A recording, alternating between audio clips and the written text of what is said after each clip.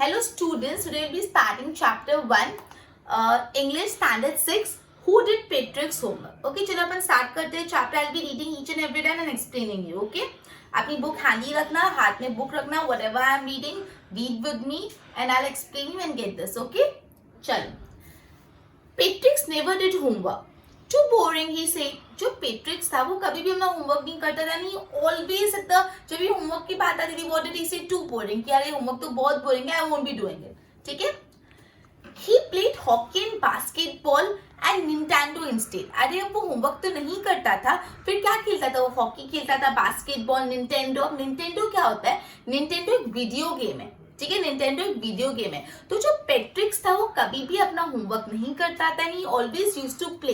अब आपसे एग्जाम में पूछ सकते हैं कि पेट्रिक्स कौन से गेम्स खेलता था, राइट? तो पेट्रिक्स खेलता था hockey, hockey, basketball and Nintendo, right? समझ आ रहा है? आपसे पूछ सकते हैं एग्जाम में कि जो पेट्रिक्स है वो कौन से गेम खेलता था. तो hockey, basketball and Nintendo. Nintendo मैंने आपको क्या बताया था? Nintendo is a video game, right? His teachers told him, Patrick, do your homework or you won't learn a thing. उसके टीचर्स हमेशा उसको बोलती थी अगर पढ़ाई नहीं की, अगर होमवर्क नहीं किया तो कुछ भी समझ आने नहीं वाला, you won't learn a thing, कुछ भी सीख नहीं पाओगे तो. And it's true, sometimes he feel like an ignoramus, but what could he do? He did homework. अब ट्रू, कभी कभी उसको भी लगता था इग्नोरमस जैसा. इग्नोरमस मतलब एक ऐसा इंसान जिसको बिल्कुल भी नॉलेज नहीं है, एजुकेशन नहीं है, जिसको कुछ पता ही नहीं है पढ़ाई के बारे में, एकदम इग्नोरमस है, हु लैक्स नॉलेज. तो कभी कभी पेट्रिक्स को लगता था कि यार ही इज एन इग्नोरमस, लेकिन व्हाट टू डू, होमवर्क तो नहीं कर सकते इस चीज से. क्लियर? ओके, तो अपना अभी तक अपन ने ये पढ़ा कि पेट्रिक्स के बारे में पता है कि पेट्रिक्स को होमवर्क करना पसंद है. He always think that doing homework is a very boring and tedious task. ठीक है. अब he doesn't do homework and instead he used to play basketball, hockey and Nintendo. Nintendo is a kind of video game, right? उसके teachers हमेशा उसको बोलते थे Patricks do your homework else you won't learn a thing. पढ़ाई करो, homework करो, वरना कुछ भी समझ नहीं आएगा. एंड ट्रू, कभी उसको लगता था यार literally I feel like an ignoramus. Ignoramus मतलब ऐसा इंसान जिसको बिल्कुल भी नॉलेज नहीं हो, लैक्स नॉलेज. ठीक है, but what to do, homework तो बहुत बोरिंग था, होमवर्क तो नहीं कर सकते, राइट? पेट्रिक्स के बारे में थोड़ा बहुत पता है अभी तक. अब आगे क्या हुआ? Then one day he found his cat playing with a little doll. अब एक दिन उसने ये देखा जो उसकी कैट थी वो एक लिटिल डॉल के साथ खेल रही थी. जो पेट्रिक्स की कैट थी वो एक डॉल के साथ खेल रही थी. ही ग्रैब्ड इट. अभी तो पेट्रिक्स गया और कैट से वो डॉल को खींच दिया. ग्रैब्ड मतलब खींच लेना, किसी से छीन लेना, right? To his surprise it wasn't a doll. To his surprise it wasn't a doll at all but a man of a tiniest size. सब सरप्राइज उसको ये हुआ पेट्रिक्स को, जब पेट्रिक्स ने डॉल अपने कैट से छीन ली तो उसको ये सरप्राइज हुआ कि वो डॉल नहीं थी. इंस्टेड वो एक मैन था ऑफ द टाइनीएस्ट साइज. वो एक मैन था जो एकदम छोटा था. टाइनीएस्ट मतलब एकदम छोटे साइज का मैन था, right? He had wore a little wool shirt with the old fashioned breeches. उसने क्या अपीयरेंस धारण किया था, क्या उसने पहना था? Old fashioned, he has wore a little wool shirt. छोटी सी वुलन शर्ट पहनी थी and old fashion breaches. Breaches मतलब जो ट्राउजर्स होते हैं वो. तो उसने एक ओल्ड फैशन ट्राउजर्स पहने थे और वुलन शर्ट पहनी थी. तो ये जो टाइनीएस्ट मैन था, वो टाइनीएस्ट मैन ने क्या पहन रखा था? Woollen shirt and old fashion breaches. Breaches मतलब क्या होता है? जो ट्राउजर्स होते हैं. And a high tall hat much like a witch. और एक लंबी सी टोपी पहन रखी थी. High tall hat. और वो कैसे थी? विच, एकदम शैतान, चुड़ैल होते ना, विचेस, उस जैसी टोपी पहन रखी थी. ठीक है. He yelled. He मतलब कौन? जो टाइनीएस्ट मैन था ना, उसने चिल्लाया. येल करना मतलब चिल्लाया. Save me, don't give me back to that cat. Please save me. मुझे वापस वो कैट के पास नहीं जाना. I'll grant you a wish. उसने क्या बोला? जो टाइनीएस्ट मैन था, मैं तुमको एक विश देता हूँ, तुम जो बोलोगे मैं वो करूंगा, बट मुझे इस कैट के हाथों वापस मत जाने दो. ठीक है. ओके, अभी यहाँ पे क्या हुआ? सेकंड पॉइंट में जो पेट्रिक्स था उसने देखा जो उसकी कैट थी वो एक डॉल के साथ खेल रही थी. तो पेट्रिक्स ने अपने कैट से वो डॉल को ग्रैब कर लिया. ग्रैब कर लिया मतलब छीन लिया. एंड जब उसने छीना टू अ सरप्राइज, क्या सरप्राइज हुआ? That wasn't a doll. वो डॉल नहीं थी. It was a man of a tiniest size. छोटा सा मैन था. अब उस मैन का अपीयरेंस आपको पूछ सकते हो. तो सबसे पहले he has wore woolen shirt. वुल की छोटी सी शर्ट पहनी थी. Long breeches and a tall hat which would look like a witch's. मतलब उसने तीन चीजों का मेन डिस्क्रिप्शन है। एक तो उसकी woollen shirt, old fashion breaches, breaches मतलब ट्राउजर, और उसकी लॉन्ग टॉल हैट जो विच जैसी लगी थी। जैसे ही पेट्रिक्स ने वो टाइनीस्ट मैन को अपने यहाँ पे लिया तो उसने येल किया मतलब चिल्लाया, please don't give it back to me, to that cat, वो मुझे वापस कैट के पास नहीं जाना, प्लीज मुझे वापस मत दो, instead I grant your wish, मैं आपको एक विश दूंगा पर मुझे उस कैट के पास नहीं जाना, राइट। उसके बाद क्या हुआ, Patrick couldn't believe how lucky he was. पैट्रिक्स को लगा शिट मैं तो कितना लकी हूँ, मैं तो जो चाहता था वही हो गया, मैं तो यही चाहता था मैं होमवर्क कोई कर दे, और अभी इस टाइनीस्ट मैन ने बोला कि मैं देखो एक विश दे रहा हूँ।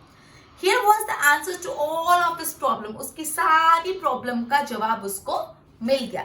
So he said, तो उसने उसको बोला only if you do my homework till the end of the semester. उसने बोला ठीक है लेकिन सेमेस्टर खत्म होने तक मेरा होमवर्क तेको करना पड़ेगा, तो ही मैं तेको ये वापस कैट को नहीं दूंगा।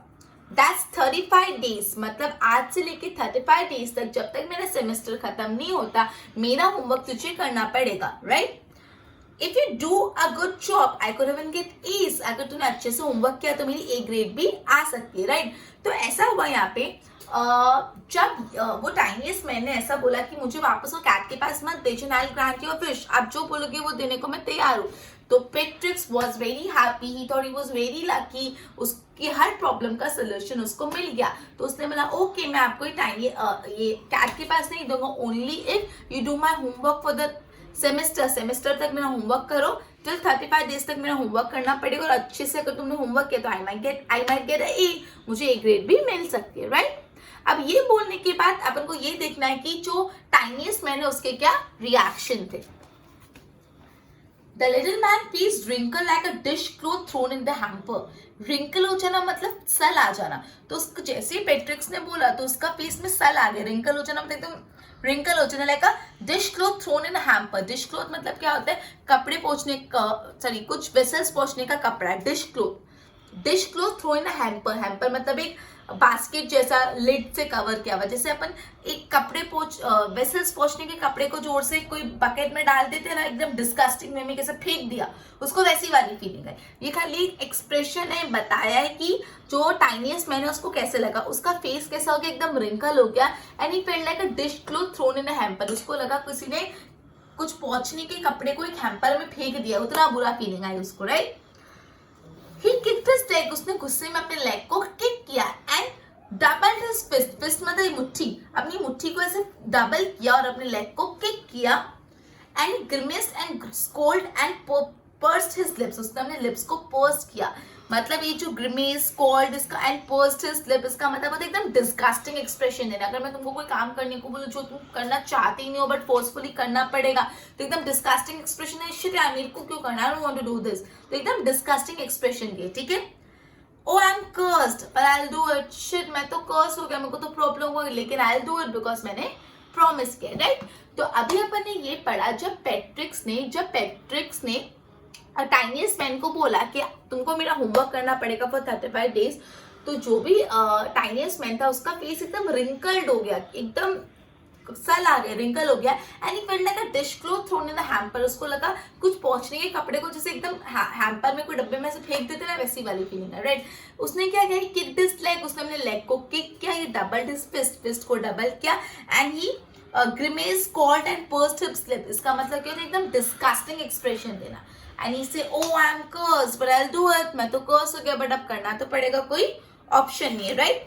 उसके बाद and true to his words that little elf, यहाँ पे उसको जो टाइनीस्ट मैन को लिटिल एल्फ बोला है, begin to do Patrick's homework and true to his words. अब जब एल्फ ने बोला था, टाइनीस्ट मैन ने बोला था कि मैं होमवर्क करूंगा, तो उसने उस चीज को माना और अपना उसका होमवर्क चालू किया। Except there was one glitch, एक ग्लिच थी। ग्लिच मतलब कोई प्रॉब्लम होना, सब कुछ अच्छा जा रहा है लेकिन कुछ प्रॉब्लम आ गई, सब कुछ अच्छा जा रहा था, एल्फ ने बोला मैं होमवर्क भी कर लूंगा एंड होमवर्क को करता भी था, लेकिन एक ग्लिच थी, प्रॉब्लम थी। क्या प्रॉब्लम थी? The elf didn't always know what to do and what he needed help. Elf को कुछ पता ही नहीं होता था। होमवर्क करने में किसी ऐसे इंसान को बैठा जिसको आता ही नहीं है, मैं फर्स्ट स्टैंडर्ड की लड़की को बोलूँगी मेरा 6th स्टैंडर्ड का होमवर्क कर दे, तो वो हर चीज पूछेगी नहीं कैसे होगा, so he didn't know anything. Sorry.